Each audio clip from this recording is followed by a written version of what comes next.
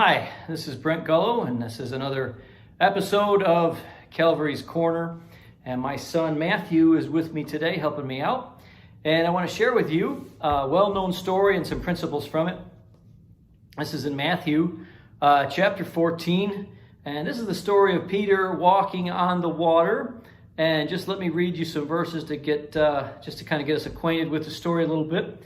Matthew 14:22, and straightway Jesus constrained his disciples to get into his ship and to go before him unto the other side while he sent the multitudes away. And when he had sent the multitudes away, he went up into a mountain apart to pray. And when the evening was come, he was there alone. And I'm skipping down a few ways here, verse 25. And in the fourth watch of the night, it's okay, in the fourth watch of the night, Jesus went unto them walking on the sea. And when the disciples saw him walking on the sea, they were troubled, saying, It is a spirit, and they cried out for fear. But straightway Jesus spake unto them, saying, What's the water? Be of good cheer, it is I, be not afraid. And Peter answered him and said, Lord, if it be thou, bid me come unto thee on the water. And he said, Come. And when Peter was come down out of the ship, he walked on the water to go to Jesus. But when he saw the wind boisterous, he was afraid, and beginning to sink, he cried, saying, Lord, save me. And immediately Jesus stretched forth his hand and caught him and said unto him, O thou of little faith, wherefore didst thou doubt? And so today, the title of my message today is, It's okay to fail. It's okay to fail. Everybody fails. Everyone fails. At some point or another in their Christian life, they fail. We need to fail, if for no other reason than for that failure to humble us. We need humility in the Christian life. The Bible says, God resisteth the proud and giveth grace unto the humble. It's a little bit difficult for our mind maybe to understand the sovereignty of God and the free will of man. I believe that in the sovereignty of God, of course, he knows who and when, he knows how and when we're going to fail and how we're going to step out, maybe fail in our endeavor, but he knows that. However, in his sovereignty and love, he understands that we need to learn some things. And so we don't have to understand how all that works. Our job is to live by faith and go forward and not assume we're going to fail, but when and if it happens, we can learn some things from it. And let me say, it's through failure that we learn the most. Let me just give you a few principles and some truths here on what we can learn when we fail. Peter stepped out on the water. He stepped out on faith, which is what you and I need to do as believers. And it doesn't have to be this dramatic move of faith, as in taking a church in some distant land or moving your family to a far distant geographical location, but just little steps of faith. Maybe adding a weekly church service to your schedule.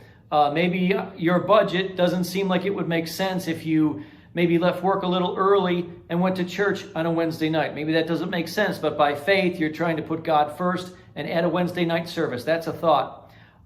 Maybe you're nervous about trying to reach others with the gospel. Maybe you're trying to incorporate a soul winning or visitation time to your schedule, and maybe you don't understand how that's going to work, but by faith you step forward and want to obey the Great Commission and honor your church's soul winning time and go forward in that sense. But stepping out in faith. But look, Peter did that. He walked on the water. He went to Jesus. He started out perfect. He had his eyes on him, and like all of us, he got distracted by what was on his right and his left. And he had some big waves that were there. And like all of us, we can look at the big waves and the circumstances around us and stop living by faith and get distracted, and we begin to sink. Let me say this, just a few thoughts, what we can learn through this lesson. Number one, and when we fail and we start to sink spiritually and our faith gets to be, our faith is tested and we're not so strong in our faith and we begin to sink, what can we do? Well, we can learn how to be sincere in our prayer life. Someone said this, a heart without words is better than words with no heart. And what a great statement that is.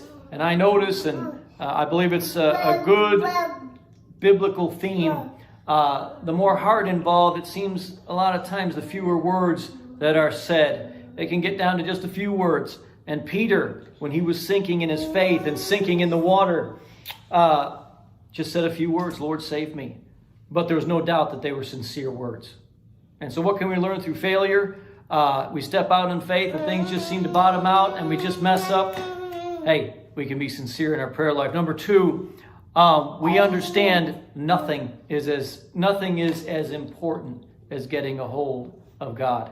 I'll tell you what, Peter reached out physically for Jesus Christ, and there was nothing more important at that moment than for him getting a hold of Jesus Christ. And you know what? When we fail in our Christian life, we need to know how important it is to get a hold of God. And we begin to sink, and things begin to get a little fearful, and the circumstances around us, the waves seem to get real high, the waves of fear, the waves of financial stress, the waves of the circumstances in our country, the uncertainty and so forth. I'll tell you what, nothing's more important than getting a hold of God and being sincere in prayer. There's a couple things we can learn from our failure.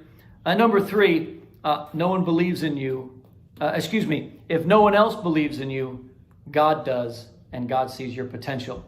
We know that Peter came back. He had some more ups and downs in his Christian life, but we know in the book of Acts, he preached a great sermon at Pentecost, and it was a tremendous victory. And you know what God saw down the road? God saw the big picture, and God saw the potential in Peter. And when we fail, hey, Jesus Christ was reaching out to him, and Jesus believed in him. The Bible doesn't record the other apostles saying anything to him. We don't know if they really tried to get a hold of him and tried to reach out to help him. Peter wasn't reaching for the disciples. He was reaching for Jesus. Yeah. And so what can we learn through failure? What can we learn through failure? We can learn how to be sincere in prayer. We can learn and understand that nothing is as important as getting a hold of God. All right, we're almost done. And number 3, if no one believes in you, God does, and God sees your potential. Hey, so let's step out in faith. But hey, failure might not really be failure if we learn some valuable things from it. Maybe in God's estimation, what we call failure, he calls ultimately a success. And God can bring good out of it. So Christian, keep your head up and be encouraged. Step out in faith, and let's see what God does in our personal lives, in our families, and in our country. Let's keep trusting him. Let's be sincere in prayer. Let's understand that we really need to get a hold of God desperately. And number 3, let's remember that God believes in us and he's for us. God bless you.